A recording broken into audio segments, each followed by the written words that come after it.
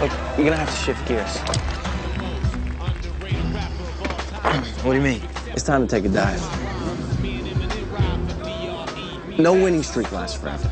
Okay, you're 6-0. That's the best driver this county's seen since yours truly. Now that means all the money's on you.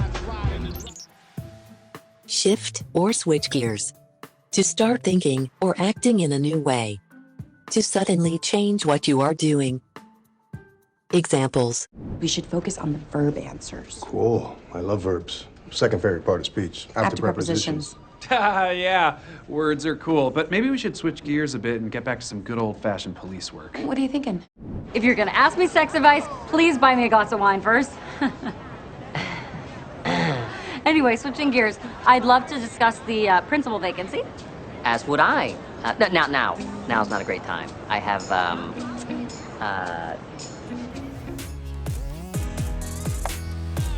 Look, you're gonna have to shift gears. Words are cool, but maybe we should switch gears a bit and get back to some good old-fashioned police work. Anyway, switching gears, I'd love to discuss the principal vacancy.